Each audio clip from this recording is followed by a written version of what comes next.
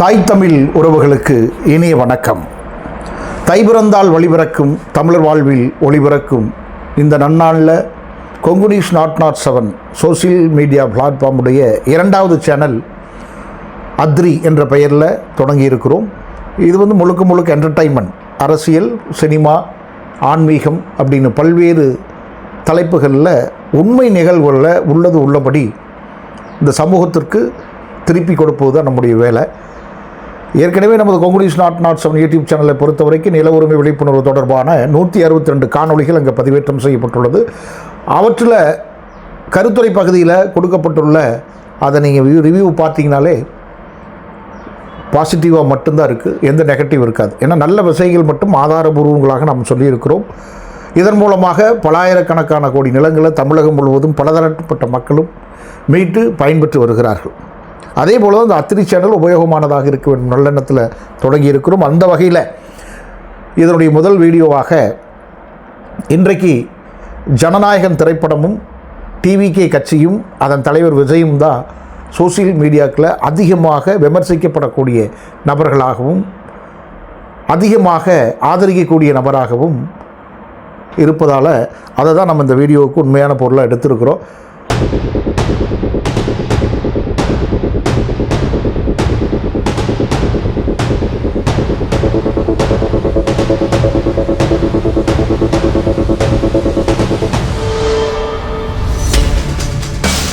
Jananayagan Bhagwant கேஸுடைய remake, இதுதான் social மீடியாவில் நடத்தப்படும் விவாதம். இது உண்மையா, அங்கு என்னதான் அந்த ஒளிவு மறைவான செய்திகள் மறைந்து கிடக்கிறது என்பது குறித்து விரிவாக பார்க்க இருக்கிறோம். பகவந்த் கேசரி தெலுங்கு சினிமாவில் ஒரு பாக்ஸ் ஆஃபீஸ் ஹிட் கொடுத்த படம். இதனுடைய ஹீரோ 60 வயதை தாண்டிய பாலையா என்று ரசிகர்கள் செல்லமாக அழைக்கப்படக்கூடிய நந்தாமூரி பாலகிருஷ்ணா. குறிப்பாக NT ராமாராவ் ஆந்திர சினிமாவுடைய சூப்பர் ஸ்டாராக இருந்து அரசியல் கட்சி தொடங்கி ஆந்திர மாநில முதலமைச்சராக பொறுப்பேற்றுக் கொண்டார். அதே போல தான் இங்கே தமிழ்நாட்டிலையும் புரட்சித் தலைவர் MGR அவர்களும் சூப்பர் ஸ்டாராக இருந்து கட்சி தொடங்கி ஆட்சி இங்கு கைப்பற்றினார். பிறகு தெலுங்கு சினிமாவில் சிரஞ்சீவி மிக வேகமாக வளர்ந்து வந்தார். அந்த நேரத்தில் தான் NTR தன்னுடைய மகனான பாலகிருஷ்ணாவை சினிமா துறையில் அறிமுகப்படுத்தினார். போய் ஜனநாயகன் படத்துடைய கதை பாலகிருஷ்ணா நடித்த படத்திலிருந்து எடுக்கணுமா அப்படின்னு ஒரு விமர்சனங்கள், கிண்டல்கள், கேலிகள் சமூக வலைதளங்களில் ஜனநாயகனுக்கு எதிராக பரப்பப்பட்டது. இது தொடர்ச்சியாக இதன் மூலமாக இந்த வதந்திகள் தொடர்ந்து பரவ இந்த பகவந்த் கேசரி படம்னா என்ன அப்படின்னு அதை பார்க்கக்கூடிய ஆவல் விஜய் ரசிகர்களை தாண்டி என்போடு நடுநிலையாளர்களுக்கு ஏற்பட்டது. நம்பர் 1 OTT தளங்களில் இன்றைக்கு அதிக வியூவர்ஸை பார்க்கக்கூடிய ஒரு திரைப்படமாக வந்துவிட்டது. நாமளும் அந்த வகையில் பார்த்தோம். பகவந்த் கேசரியை பொறுத்த வரைக்கும் ஓப்பனிங்கில் உச்சநீதிமன்ற நீதிபதி வழங்கிய ஒரு தீர்ப்புக்கு எதிராக மாபியா கும்பல் அவளை கொலை செய்ய வேண்டும் என்று கொடூர ஆயுதங்களை கொண்டு அவரையும் அவர் குடும்பத்தினர்களையும் விரட்டுறாங்க. அவரும் அவர் குடும்பத்தினுடைய பெண் பிள்ளைகள், அவருடைய மனைவி உட்பட அனைவரும் போய் ஒரு இடத்துல பதுங்கிடுறாங்க. பதுங்கக்கூடிய இடத்துல 3ஆம் நபர் ஒருவர் இருக்கார். அவர் தான் அந்த பெண் பிள்ளைகளுக்கு அவருடைய மனைவிக்கு பகவந்த் கேசரி அப்படின்னு சொல்லக்கூடிய இந்த கதையை பிளாஸ்பேக்காக தொடர்ந்து படம் முழுவதும் சொல்லி கொண்டு வருகிறார்.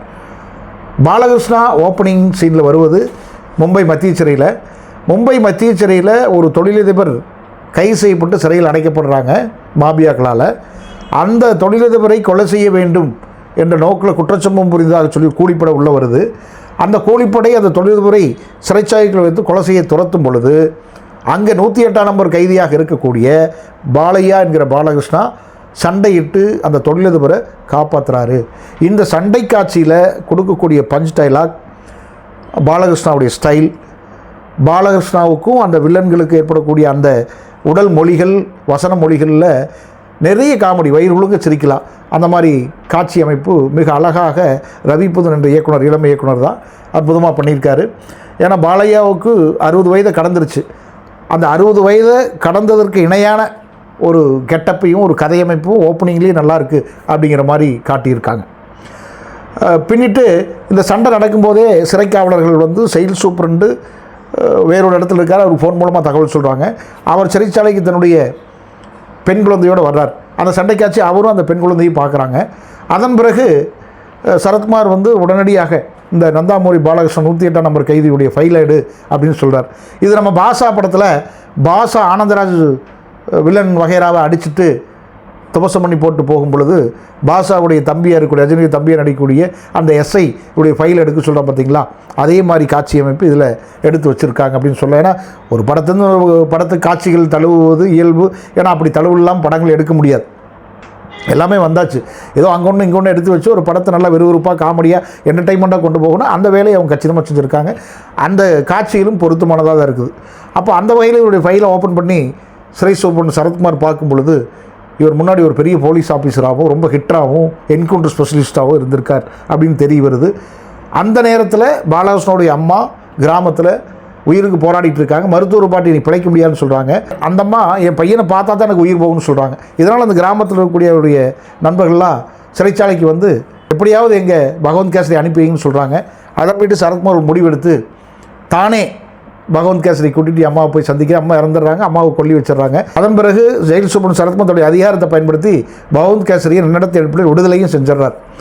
அப்போ சரத்குமார் வீட்டில் பகவந்த் கேசரி, சரத்குமாருடைய மகள், அந்த குழந்தை 3 பேர் பேசிகிட்டு இருக்காங்க. ஏன்னா சரத்குமாருடைய ஒய்ஃப் இறந்துடுறாங்க, அதுக்கு ஒரு காரணம் சொல்லிடுறாங்க. இப்போ இந்த நேரத்தில் சரத்குமாரை இந்த நந்தாமூரி பகவந்த் கேசரியை நீ வெளியில் கூட்டிகிட்டு போனதும் விடுதலை செஞ்சது தவறுன்னு சொல்லி சஸ்பெண்ட் பண்ணுறாங்க. இது தொடர்பாக அவர் உயரதிகாரியில் பார்க்க போகும் பொழுது அந்த பெண் குழந்தை நான் பாலகிருஷ்ணா கூட விளையாண்டுட்டுருக்கிறேன், நீங்கள் போயிட்டு வாப்பான்னு சொல்லுது. அவர் பத்திரமா பார்த்துக்க சொல்லிட்டு போகிறாரு. போயிட்டு வர்ற வழியில் ஒரு கார் விபத்தில் பலத்தை அடிபட்டு மருத்துவமனையில் அட்மிட் செய்யப்படுறாரு. அந்த மருத்துவமனையில் பாலகிருஷ்ணா அந்த குழந்தையை கூட்டிகிட்டு போய் பார்க்கும் பொழுது தன்னுடைய குழந்தையை நீ இராணுவ வீரனாக வளர்க்கணும்னு சொல்லி ஒரு போட்டாவை வச்சுட்டு சரத்குமார் இறந்து விடுகிறார். அதாவது நீ என் குழந்தை நீ தான் பார்த்துக்கணும், நீ தான் வளர்க்கணும்னு சொல்லிட்டு இறந்து விடுகிறார். அதன் பிறகு இந்த குழந்தையை ஒரு சித்தப்பாவாக இருந்து வளர்ப்பதும் அந்த குழந்தை இவரை சித்தப்பான்னு சொல்லி அழைப்பதும் அது சென்டிமெண்ட்டாக பாசத்துக்குரிய காட்சிகளாக தத்ரூபமாக காட்டப்பட்டுள்ளது. படம் முழுவதுமே அற்புதமான அந்த காட்சி அமைப்புகள். அந்த குழந்தையாக பிறகு அப்படியே பெரிய பெண்ணாக மாறி டீனேஜ் பெண்ணாக காலேஜ் பெண்ணாக மாறக்கூடிய அந்த நடிகை தான் பராசக்தி படத்துடைய ஹீரோயின் ஸ்ரீலீலா. இப்போ ஜனநாயகன் படத்துக்கு கூட எதிர்ப்பு தெரிவித்திருந்தார் இல்லையா, அந்த அம்மா தான். இப்போ அந்த வகையில் இந்த படம் வெகு நீளமாக போகுது. கிட்டத்தட்ட 3 மணி நேரம் இந்த படம் ஓடிக்கொண்டிருக்கிறது. இடையில் பெரிய மாபியா வரா. அந்த மாபியாவோட கட்டுப்பாட்டில் தான் மத்திய மாநில அரசுகள்லாம் இயங்கி கொண்டிருக்கிறது. மத்திய மாநில அரசுகளுடைய அந்த முதலமைச்சராக இருக்கட்டும், மத்திய மந்திரிகளாக இருக்கட்டும், இந்த நந்தாமூரி பாலகிருஷ்ணராக யுத்தங்களை தொடங்குறாங்க. தொடர்ந்து சண்டை காட்சிகள் படம் முழுவதும் செல்லுது. இந்த படத்தை முழுமையாக பாலகிருஷ்ணா தான் சுமந்துக்கிட்டு போகிறாரு. 3 மணி நேர படம். ஆனால் 3 மணி நேர படமும் சலிப்பு தட்டாமல் சண்டை காட்சிகளிலேயே சிரிப்பை வரவழைக்கக்கூடியதை வயிறு ஒழுங்கு சிரிக்கக்கூடிய வகையில் கதை அமைப்புகள் கொண்டு போயிருக்காங்க. மிக நிச்சயமாக இது ஒரு நல்ல படம் தான். விஜயோட ஜனநாயகன் ட்ரெயிலர் வெளியாகிருக்கு. இந்த பக்கம் பாலகிருஷ்ணாவுடைய பகவந்த் கேசரி படம் முழுசாக பார்த்தாச்சு. அப்போ ட்ரெய்லரில் சொல்லக்கூடிய ஒரு முக்கியமான விஷயம் ஐ ஆம் கம்மிங் அப்படின்னு சொல்லி விஜய் சொல்கிறாரு. இந்த படத்தை பொறுத்த வரைக்கும் பாலகிருஷ்ணா ஐ டோன்ட் கேர், இந்த சொல்லக்கூடிய விதங்கள் ஒரே மாதிரியாகவும் உடல் மொழிகள் ஒரே மாதிரியாகவும் அந்த ஸ்டைல் நின்று சொல்லக்கூடிய ஸ்டைல் ஒரே மாதிரியாகவும் இருக்குது. அதை நாம் உண்மை என்று ஒப்புக்கொள்ளலாம். அதே போல் பகவந்த் கேசரி 3 மணி நேரம் ஓடுவதாகவும் இதுவும் 3 மணி நேரம் ஓடுவதாக சொல்லப்படுகிறது. இந்த படத்துலேயும் மாபியாக்கள் அரசியல்வாதிகளை இயக்குவதாக ஜனநாயகன்லேயும் காட்டப்படுது. அதே போல் தான் இந்த பகவந்த் கேசரியும் காட்டப்படுது. இந்த சில ஒற்றுமைகளை வைத்து முழுமையாகவே பகவந்த் கேசரி தான் ஜனநாயகன் படம் என்று சொல்ல முடியாது. என்னை பொறுத்த வரைக்கும் பகவந்த் கேசரி முழுமையாக ஜனநாயகனாக எடுத்திருந்தால் மீண்டும் மீண்டும் சொல்கிற 100% வெற்றியை கொடுக்கும். ஜனநாயகன் படத்துடைய திரைக்கதை அமைப்பில் H. வினோத்தோடு இணைந்து அட்லி, நெல்சன், லோகேஷ் கனகராஜ் போன்றவர்களெல்லாம் செய்திருக்கிறதாகவும் சொல்லப்படுது. இந்த வீடியோவை பார்த்தீங்களா? இதுதான் முதல் வீடியோ. லைக் பண்ணுங்கள். இந்த வீடியோவில் என்னென்ன குறைகள் இருக்குதுன்னு சொல்லி கமெண்ட் பண்ணுங்கள். உங்கள் நண்பர்களுக்கும் ஷேர் பண்ணுங்கள். அடுத்தடுத்து இது போன்ற நிறைய வீடியோக்களை நம்ம தர இருக்கிறோம். ஏற்கனவே நமது கொங்கு நியூஸ் 7ல் 122 வீடியோக்கள் இருக்குது. அதையும் பாருங்கள். உங்கள் நிலப்பிரச்சனைகள் எல்லாம் தீர்க்க எது எப்படி இருந்தாலும் ஜனநாயகன் விரைவில் பிரச்சனைகள் தீர்க்கப்பட்டு வெளிவந்து மிகப்பெரிய வெற்றியை பெற வாழ்த்துக்கள். நன்றி.